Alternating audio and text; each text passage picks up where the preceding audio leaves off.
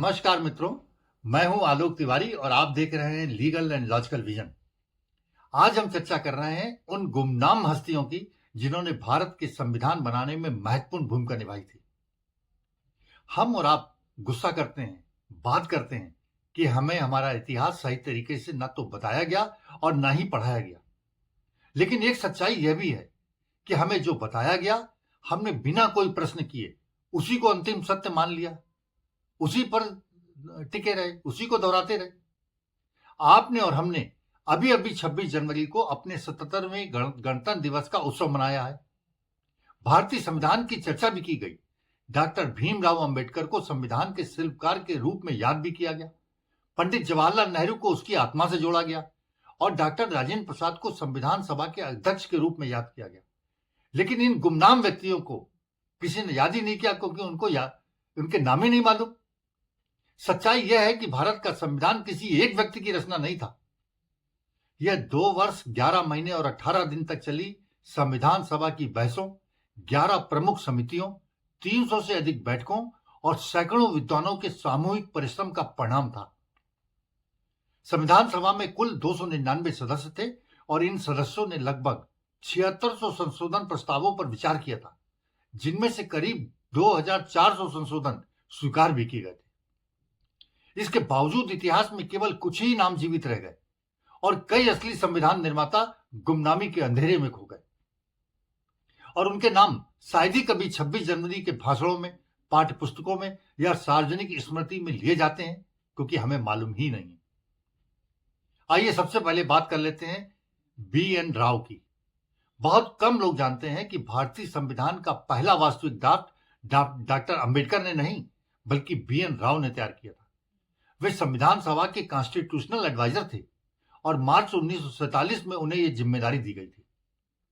उन्होंने America, Canada, Ireland, Australia, France और Switzerland सहित लगभग 60 संविधानों का अध्ययन किया था और अक्टूबर 1947 में भारतीय संविधान का विस्तृत प्रारूप तैयार करके पेश किया था और यही ड्राफ्ट बाद में ड्राफ्टिंग कमेटी के सामने रखा गया था। प्रसिद्ध संवैधानिक इतिहासकार ग्रैनविल ऑस्टिन अपनी पुस्तक the Indian constitution cornerstone of a nation में साफ साफ लिखते हैं कि Ambedkar built upon the foundation prepared by BN Rao. इसका मतलब है, ग्रैनविल ऑस्टिन के शब्दों में समझिए कि डॉक्टर अंबेडकर ने BN राव द्वारा तैयार की गई मजबूत नींव पर संविधान का अंतिम और संतुलित ढांचा खड़ा किया। इतना महत्वपूर्ण काम करने के बावजूद लोग उनको नहीं जानते, क्योंकि BN राव न तो कभी मंत्री बने थे, न कभी वो राजनेता रहे और न ही उन्होंने कोई राजनीतिक प्रचार किया था। इसलिए आज आम जनता उनका नाम तक नहीं जानती, जबकि हमारे संविधान की सबसे मजबूत नींव रखने वाले महापुरुष BN राव ही थे। चलिए अब बात कर लेते हैं अलादी कृष्ण स्वामी अय्यर की। वे मद्रास हाईकोर्ट के पूर्व न्यायाधीश और देश के सबसे बड़े संवैधानिक विशेषज्ञों में से एक थे। वे ड्राफ्टिंग कमेटी के स्थायी सदस्य थे और संघीय ढांचे, केंद्र राज्य संबंधों, न्यायपालिका की स्वतंत्रता और सर्वोच्च न्यायालय की अधिकार सीमा से जुड़े अनेक अनुच्छेदों की भाषा इन्होंने ही तैयार की थी और खुद तैयार की थी। संविधान सभा की बहसों के रिकॉर्ड बताते हैं कि अनुच्छेद 131, 136 और 226 जैसे महत्वपूर्ण प्रावधानों पर उनकी कानूनी व्याख्या निर्णायकी सिद्ध हुई और उसे जोड़ा गया। लेकिन वह कभी लोकप्रिय नेता नहीं बन सके, न कोई राजनीतिक दल उन्होंने बनाया। इसलिए इतिहास में उनका योगदान लगभग अदृश्य ही रह गया, गुमनाम ही रह गया। इस कड़ी में तीसरा अत्यंत महत्वपूर्ण नाम है KM मुंशी का। वे ड्राफ्टिंग कमेटी के सदस्य थे और मौलिक अधिकारों की उप समिति में भी सक्रिय थे। आज हम लोग समानता की बात बार बार करते हैं, तो जान लीजिए, समान नागरिक संहिता को नीति निर्देशक तत्वों में शामिल कराने का सबसे सशक्त, तर्क और बड़ा योगदान इन्हीं KM मुंशी का था। इन्होंने अनुच्छेद 30 के अंतर्गत अल्पसंख्यक शिक्षा संस्थानों की सुरक्षा का ढांचा भी तैयार किया था। संविधान सभा की बहस दिनांक 8 दिसंबर 1948 में KM मुंशी का भाषण आज भी एक संवैधानिक क्लासिक उदाहरण के रूप में जाना और माना जाता है। फिर भी बाद के वर्षों में उन्हें केवल एक साहित्यकार या सांस्कृतिक संस्थान के संस्थापक के रूप में ही याद किया जाता है, संविधान निर्माता के रूप में नहीं, जबकि उनकी महत्वपूर्ण भूमिका भी थी। अब एक और नाम जिसे इतिहास ने लगभग पूरी तरीके से भुला दिया, दाक्षायणी वेलायुधन। वे संविधान सभा की एकमात्र दलित महिला सदस्य थी। उन्होंने 14 नवंबर 1946 को अपने पहले ही भाषण में कहा था कि we do not want mere political freedom, we want real social equality. हमें केवल राजनीतिक स्वतंत्रता नहीं चाहिए, हमें वास्तविक सामाजिक स्वतंत्रता चाहिए। उन्होंने अस्पृश्यता के पूर्ण उन्मूलन और अनुसूचित जातियों के लिए संवैधानिक सुरक्षा की भी मांग की थी। संविधान सभा की बहसों के खंड 1 और 2 में उनके भाषण आज भी रिकॉर्ड में मौजूद है, लेकिन बाद में दलित प्रतिनिधित्व की पूरी कहानी केवल अंबेडकर के इर्द गिर्द ही सीमित कर दी गई और दाक्षायणी वेलायुधन का नाम लगभग मिटा दिया गया। इसी तरह हंसा मेहता का योगदान भी ऐतिहासिक है। उन्होंने मौलिक अधिकारों में लैंगिक समानता सुनिश्चित कराई। All man are equal before law, ये लिखा गया था। इस वाक्य का उन्होंने खुलकर के विरोध किया। उन्होंने कहा ऑल सिटीजन्स आर इक्वल, इस भाषा को शामिल करिए और संविधान में शामिल भी करवाया।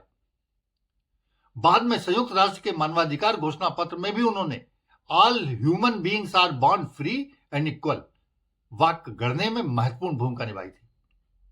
इसके बावजूद भारतीय संविधान के इतिहास में महिलाओं के योगदान को अक्सर केवल औपचारिक रूप में ही दिखाया और जाना जाता है।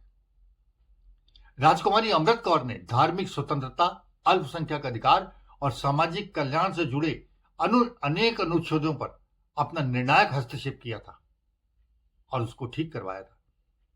वहीं टीटी कृष्णामाचारी ने विभाजन के बाद देश की एकता को देखते हुए एक मजबूत केंद्र की आवश्यकता पर जोर दिया था, जिसकी वजह से ही आज हम और आप भारत का संघीय ढांचा क्वासी फेडरल के रूप में देख पा रहे हैं।